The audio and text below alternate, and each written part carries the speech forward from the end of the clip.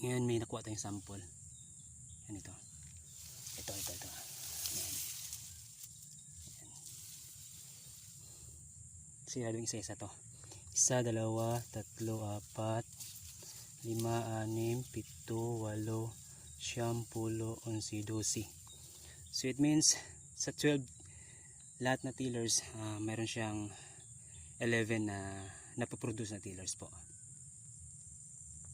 At saka ito, tingnan natin. Ito yung kanyang mga uhay. Bibilangin natin kung ilang tillers to.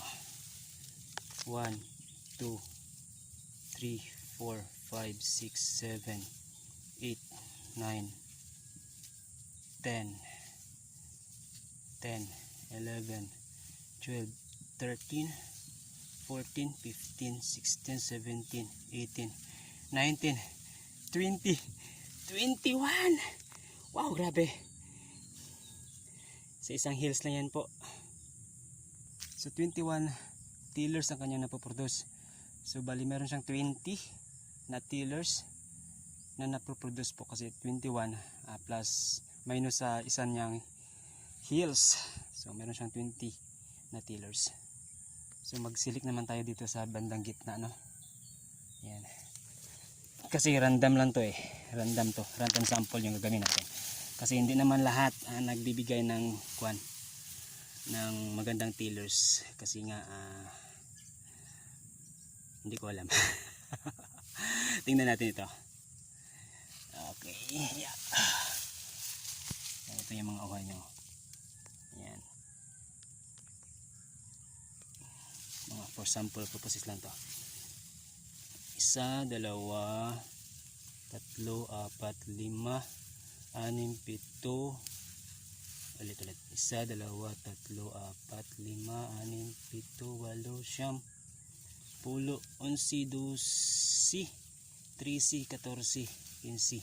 So meron isang 15 na hills. So ang napoproduce ng tillers ay 14. Dito naman tayo bandang gitna. Ayan.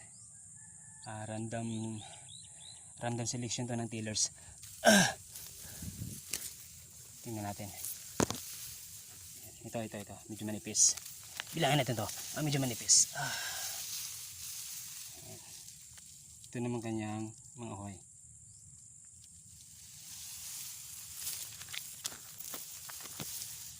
Isa, 2, 3, 4, 5, 6, 7, 8, 9, 10, 11. So wow, grabe. Thank you Lord. Meron siyang 10 na tillers na napaproduce. So for now, yun ang po muna. Ikukumpara natin to sa mga sa direct, kung magkano ba ang napoproduce ng direct sa isa-isa. Ikumpara natin. See you. By the way, ang similya natin ay pilit, no? Tigri-tigri na pilit. So shout out kay Mr. Carter Floro sa Camyamos Dus sa pag-produce ng binhi. So tingnan natin dito. Yan. Ito yung conventional na method ng pagtatanim, no? Yung direct. As you can see, may mga lunob na. So try natin dito banda, oh. Yan.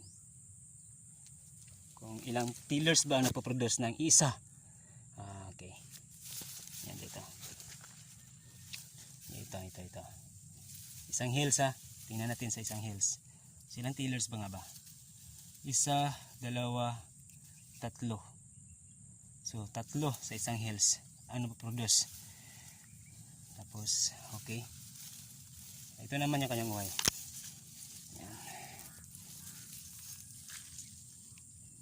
Yan.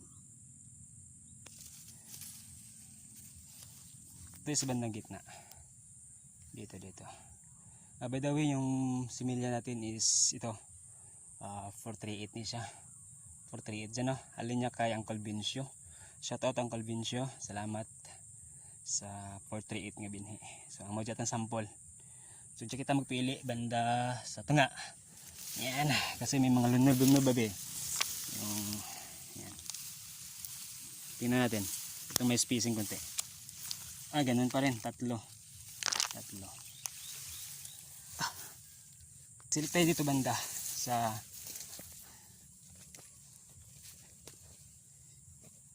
pusod. So, tingnan natin. So ang mga laka-laka, mga luna branja, no?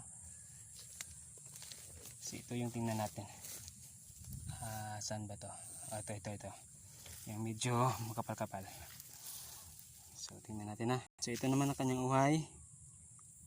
Picture natin. Yan. Bilangin natin. Kung ilan ba? 1, 2, 3. Tatlo pa rin po ang napoproduce ng conventional na method. Dito banda.